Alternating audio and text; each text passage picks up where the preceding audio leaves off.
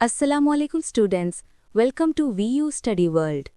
आज हम CS 101 introduction to computing के मॉड्यूल 16 से लेकर 20 तक कवर करेंगे। मॉड्यूल 16 एंड 17 जिनका टॉपिक है ऑप्टिकल सिस्टम्स और flash drives. Disc 16 optical systems.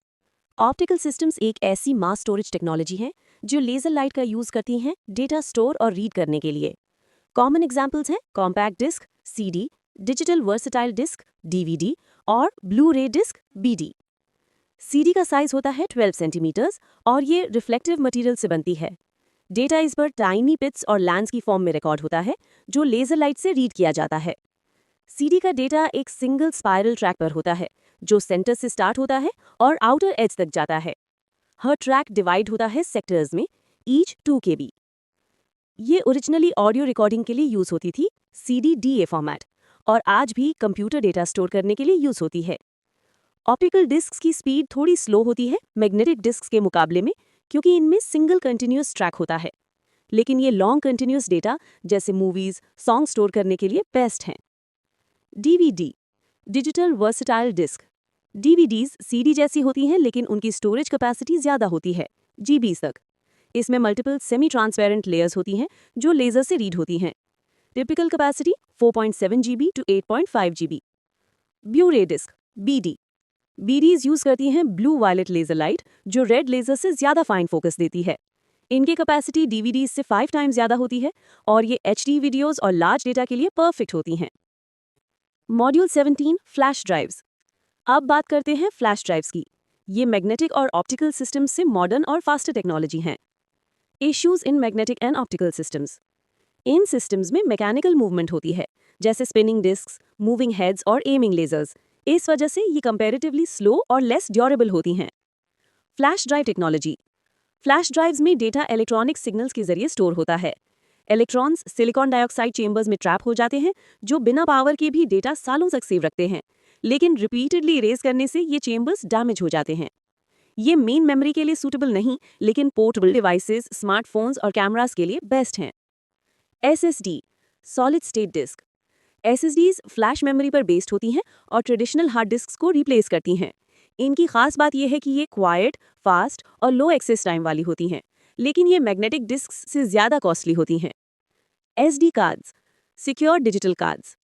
SD cards छोटी फ्लैश स्टोरेज डिवाइसेस होती हैं जो मोबाइल्स, कैमरास और कार नेविगेशन में यूज होती हैं।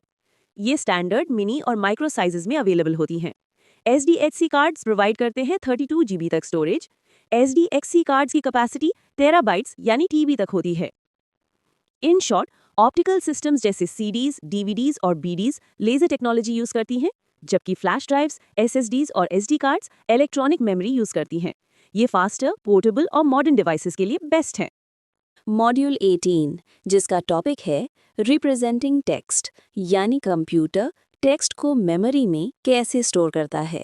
चलिए स्टार्ट करते हैं। 1.11 रिप्रेजेंटेशन एज कोड। हर टेक्स्ट सिंबल जैसे A, B, C या 1, 2, 3 को एक यूनिक बिट पैटर्न असाइन किया जाता है। यूजुअली हर कैरेक्टर के लिए 8 बिट्स यूज होती हैं। फॉर एग्जाम्पल, वर्चुअल यूनिवर्सिटी में 18 कैरेक्टर्स हैं, तो उसके लिए टोटल 18 इंटू 8 बिट्स यानी 18 बाइट्स चाहिए। 1940s और 1950s में अलग अलग कोडिंग सिस्टम्स बनाए गए थे, लेकिन बाद में ANSI ने एक स्टैंडर्ड बनाया जिसे कहा गया ASCII, American standard code for information interchange. 18.2 ASCII codes.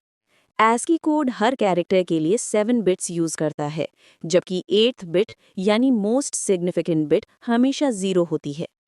इससे 2⁻⁷ कॉम्बिनेशंस पॉसिबल होते हैं, जिनमें इंक्लूड हैं अपर एंड लोअर केस लेटर्स यानी A to Z and A to Z, digits यानी 0 to 9, punctuation marks, line feed, carriage return and tabs. ASCII table आपके book के page number 577 पर अवेलेबल है। 18.3 ASCII कोड एग्जाम्पल। अगर हम word hello को ASCII form में लिखना चाहें तो हर लेटर का अपना न्यूमेरिक ASCII वैल्यू होता है, जैसे H यानी 72, E यानी 101, L यानी 108 और O यानी 111। इन नंबर्स को बाइनरी बिट्स में कन्वर्ट करके कंप्यूटर के मेमोरी में स्टोर किया जाता है। 18.4 limitation of ASCII codes. ASCII system की लिमिटेशन ये है कि ये सिर्फ 128 कैरेक्टर्स को रिप्रेजेंट कर सकता है। इसी वजह से ISO यानी इंटरनेशनल ऑर्गेनाइजेशन फॉर स्टैंडर्डाइजेशन ने ASCII के कुछ एक्सटेंशन बनाए ताकि वेस्टर्न लैंग्वेजेस के स्पेशल कैरेक्टर्स भी इंक्लूड किए जा सकें।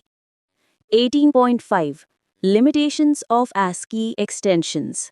इवन ASCII एक्सटेंशंस के साथ भी सिर्फ 256 कैरेक्टर्स रिप्रेजेंट किए जा सकते हैं, जो दुनिया की सारी लैंग्वेजेस के लिए इनसफिशिएंट हैं। अगर एक डॉक्यूमेंट में मल्टीपल लैंग्वेजेस लिखी हों तो सिस्टम उसे सही तरह रीड नहीं कर पाता। 18.6 यूनिकोड। ASCII की लिमिटेशंस को दूर करने के लिए यूनिकोड सिस्टम इंट्रोड्यूस किया गया। ये सिस्टम हार्डवेयर और सॉफ्टवेयर मैन्युफैक्चरर्स ने मिलकर डेवलप किया। यूनिकोड हर कैरेक्टर के लिए 21 बिट्स यूज करता है और ASCII के साथ कंपैटिबल है। ये चाइनीज, जापानीज, हिब्रू और हजारों लैंग्वेजेस के कैरेक्टर सपोर्ट करता है। 18.7 UTF-8। यूनिकोड का एक प्रैक्टिकल इम्प्लीमेंटेशन है UTF-8 यानी यूनिकोड ट्रांसफॉर्मेशन फॉर्मेट।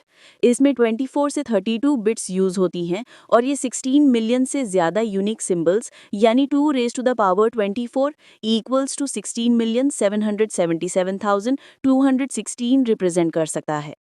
ऐसे फाइल्स जिसमें ASCII या यूनिकोड एनकोडिंग होती है उन्हें टेक्स्ट फाइल्स कहा जाता है। इन शॉर्ट, टेक्स्ट कंप्यूटर के लिए नंबर्स और बाइनरी बिट्स का कॉम्बिनेशन होता है। ASCII एक बेसिक सिस्टम था, यूनिकोड और UTF-8 ने उसे अपग्रेड कर दिया ताकि हर लैंग्वेज का कैरेक्टर रिप्रेजेंट किया जा सके। मॉड्यूल 19 रिप्रेजेंटिंग न्यूमेरिक वैल्यूज के बारे में। इस मॉड्यूल में हम सीखेंगे कि कंप्यूटर नंबर्स को कैसे रिप्रेजेंट करता है और उन्हें मेमोरी में कैसे स्टोर करता है।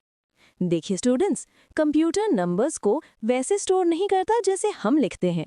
हम लोग 0 से 9 तक के डिजिट्स यूज करते हैं, लेकिन कंप्यूटर सिर्फ 2 डिजिट्स यूज करता है, 0 और 1, जिसे हम बाइनरी नोटेशन कहते हैं। 19.1 issues in storing numeric is Unicode. अगर हम नंबर्स को यूनिकोड में स्टोर करें तो ये इनएफिशिएंट होता है।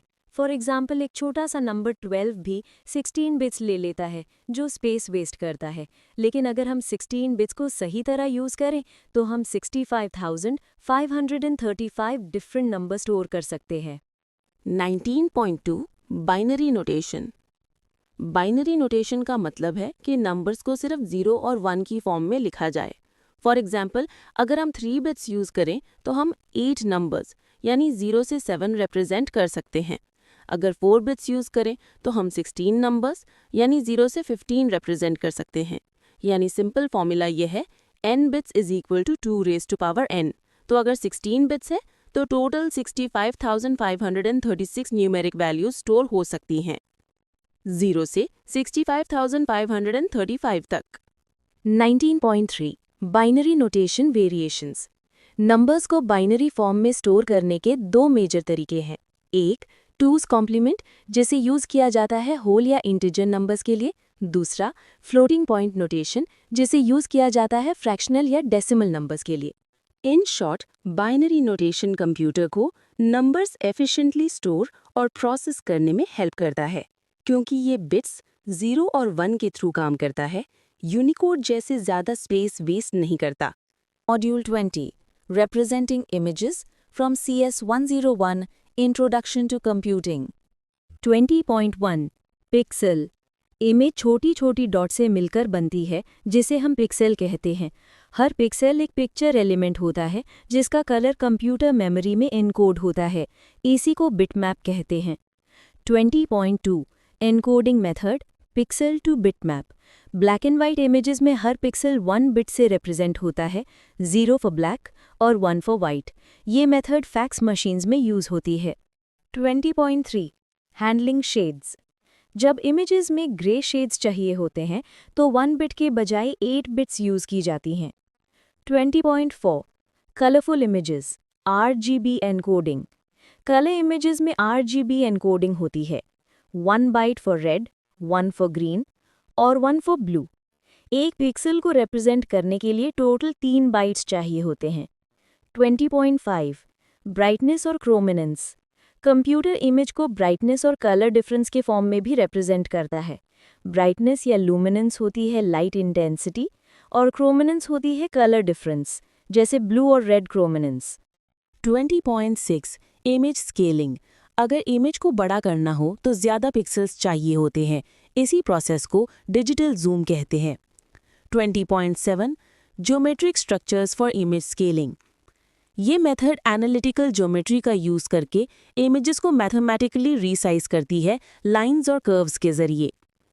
20.8 स्केलेबल फॉन्ट्स। एग्जाम्पल्स है TrueType bye Microsoft and Apple और पोस्टस्क्रिप्ट बाय अडोबी।